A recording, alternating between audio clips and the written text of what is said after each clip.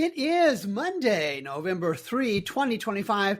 Hi, everybody. Gary Stalker back in front of the Blue Yeti microphone with yet another podcast episode of This Week in College Viability News and Commentary. And of course, this is the podcast that talks about the financial health and viability of public and private colleges with data and with details and perspectives offered nowhere else.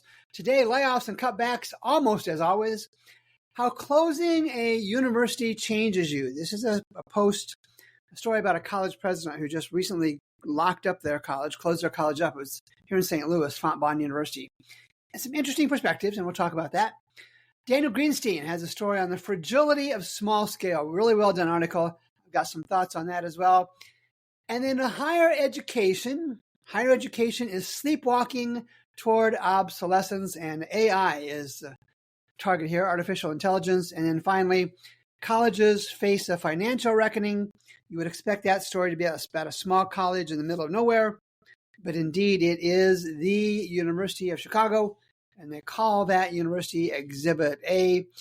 College viability is and is becoming and has become higher education's NORAD. This is a show that's part of the higher education radar system that warns faculty and staff and students when a financial bomb or financial missile or financial challenge is headed their way. And as always, share the podcast link. Share this MP3 file. Share the website address with your colleagues, your friends, your family, your neighbors, those in the process of starting to look at colleges for the 2026 start of a school year. Don't be hogging the information. Share it with those who can also get value from the show. Layoffs and cutbacks. George Washington University faces projected financial loss, and this is in large part associated with international student enrollment drop. Johnny Stella had the news on October 29th at thehoya.com, and the Hoya is the nickname for the sports program at George Washington University, and they're forecasted to lose $35 million in federal research grants and see a 20% decline in international students. And as you read the article, it's almost certain that more cuts will follow. I think they have a meeting in December to make those decisions. To Wisconsin we go. Emails show the University of Wisconsin at Madison to lay off 31 employees, among other cuts. Becky Jacobs at the Cap Times. Didn't see a date on that one. The University of Madison is in the process of laying off 31 employees and leaving an additional 156 positions vacant. Schools and colleges have cut back on supplies, travel, and other expenses. These are among the campus-wide budget cuts that the deans and other university leaders have made at the UW-Madison campus, and it's part of the overall retraction of higher education, and again, probably related to the decreasing number of international students coming to the United States to study. Page 2, Simmons University out of the Boston area. Simmons University sees credit rating slashed to junk. That's not good. By Moody's. Faith DiBaggio, Bloomberg, had this story on October 28th. Simmons University, a women's college, the story says, has intentionally moderated. Should have had that in the college drivel section. Simmons University has intentionally moderated the number of undergrads it's enrolled for the last 4 years, said Laura Warwick, who's a spokesperson for the school, by thoughtfully managing the size of each incoming class. Ms. Warwick says we are able to create a more sustainable tuition model while also investing in financial aid that advance student success. Now, we're going to talk about all these with some data in a second. And this is one of those colleges where she mentioned student success, and they graduate a really high percentage of their students. Congratulations to them. But the strategy has not paid off yet. Moody's ratings slashed its credit rating last week to junk and said the school is contending with operating deficits that are likely to last through 2028. So to the data we go. The net income margin profit, don't tell anybody we called it profit. The net income margin negative, below zero, for the past 6 years, down almost 10% since 2016. The full-time equivalent enrollment, standardized measure that we use, is down 24% in that same time period. And the net tuition revenue, how much tuition and fee revenue they collect from students, is down 18%. That's 18%.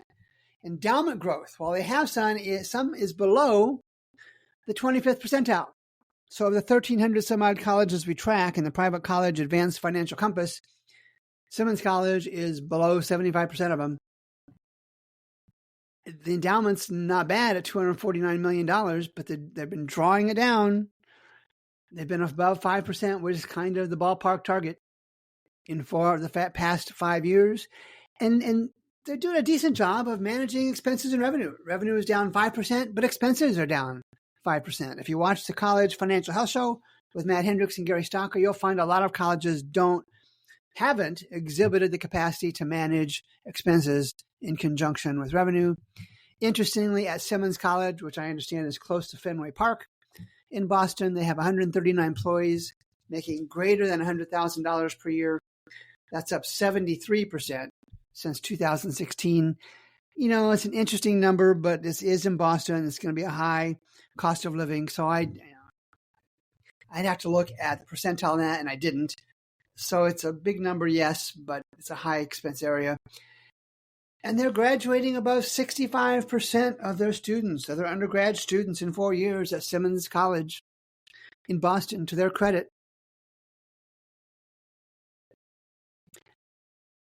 And again, it doesn't seem to matter.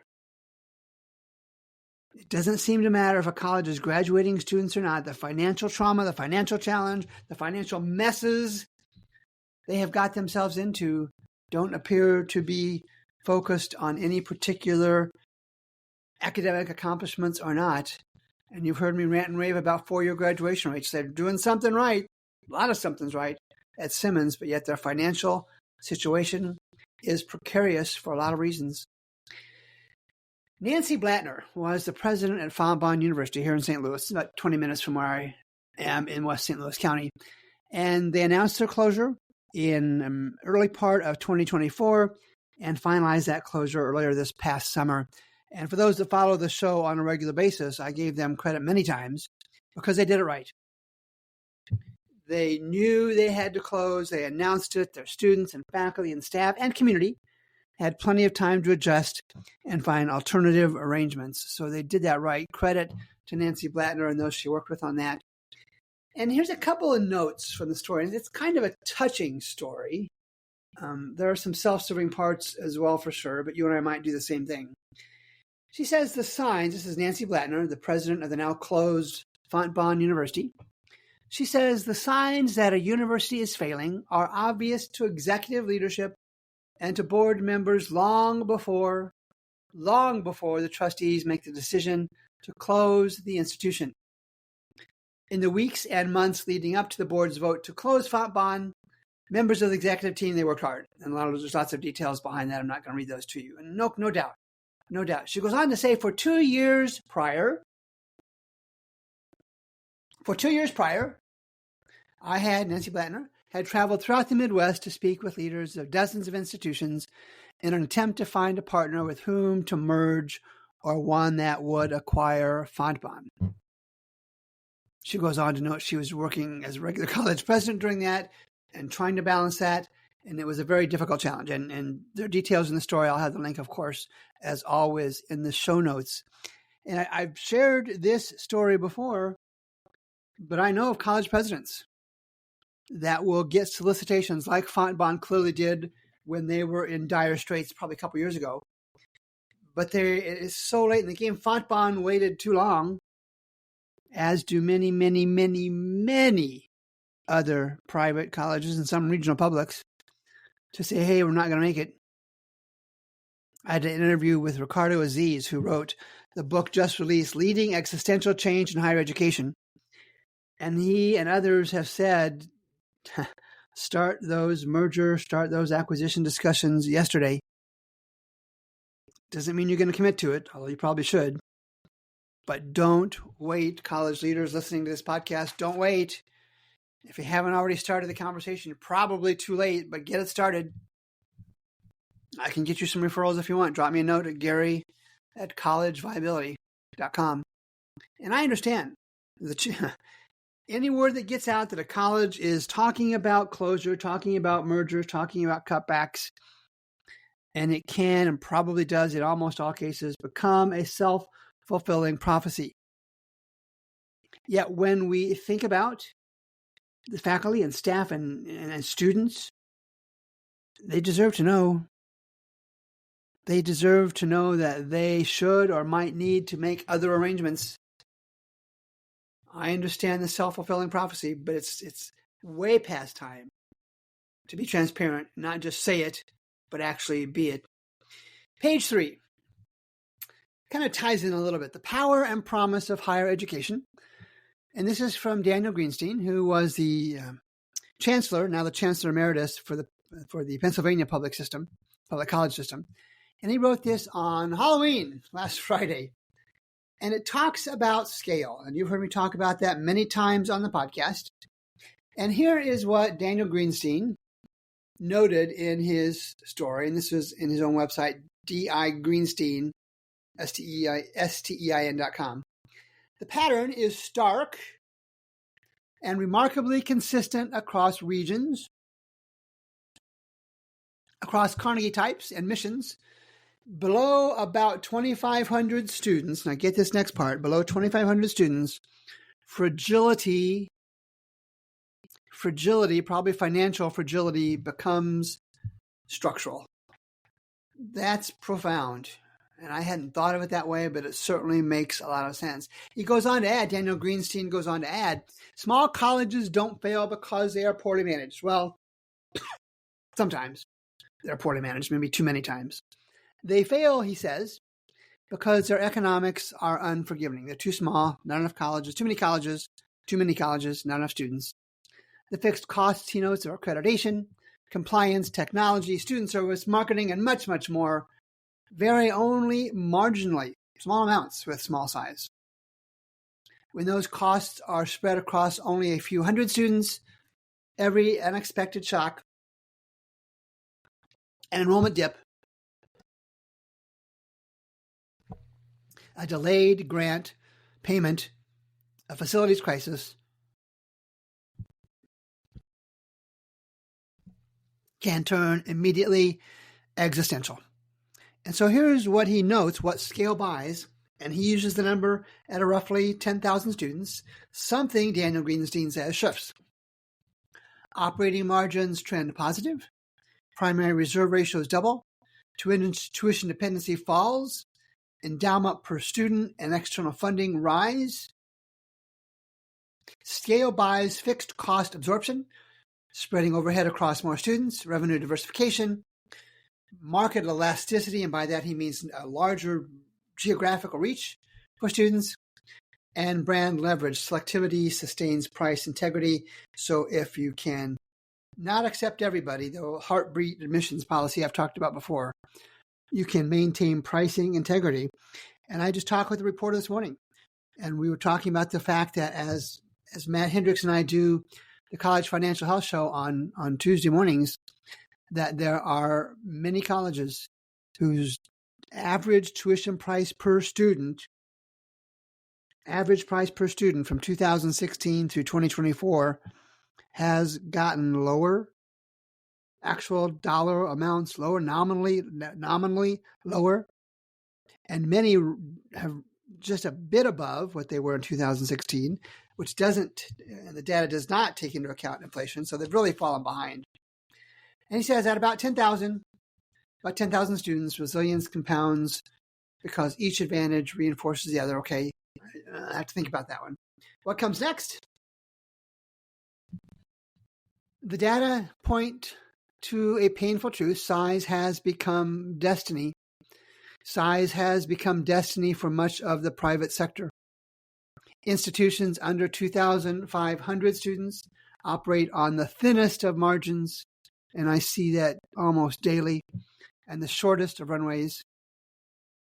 The question for boards is no longer whether to change, whether to merge, whether to consolidate, whether to close, but how quickly.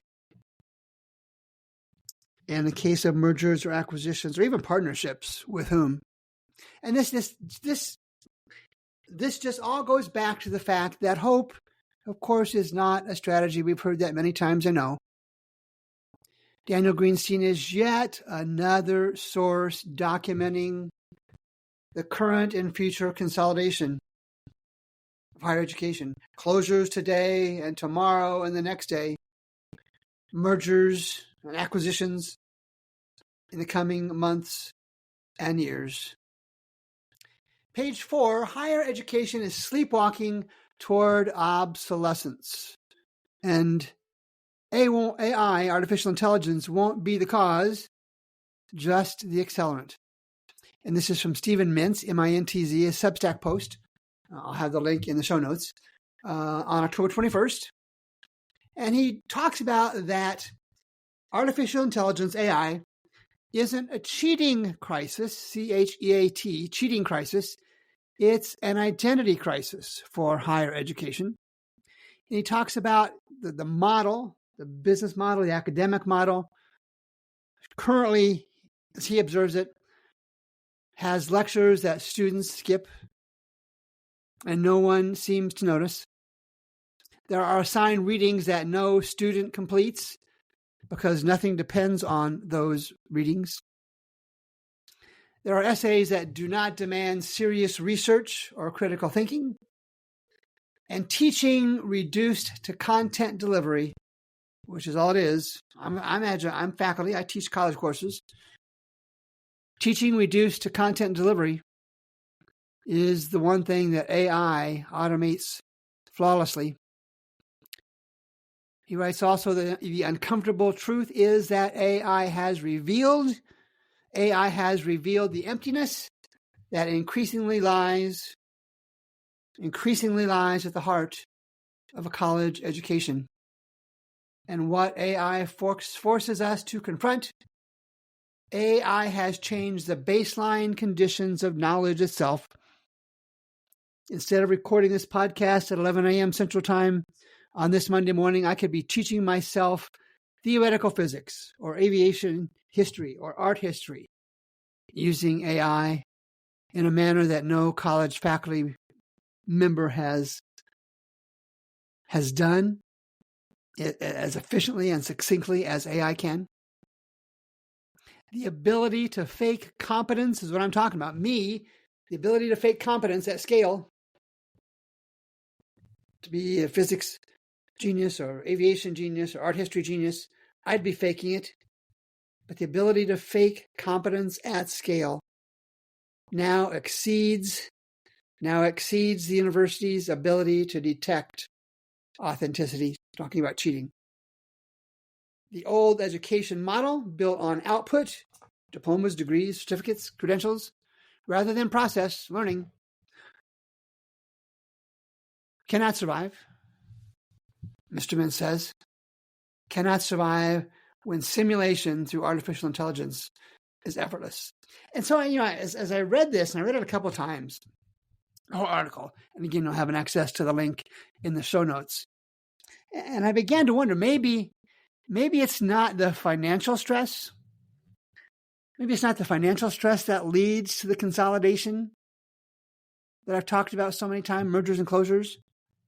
Maybe it is this very artificial intelligence technology that is effectively, as we speak, scooping up today's higher education learning model, and not even arguably, scooping up today's higher education learning model and dumping it into what will inevitably, in time, become irrelevance. And the wrap is with colleges facing a financial reckoning. And the University of Chicago is Exhibit A. This is Sarah Randazzo and Heather Gillers on the Wall Street Journal on October 30th. Of course, the show notes will have the link for this.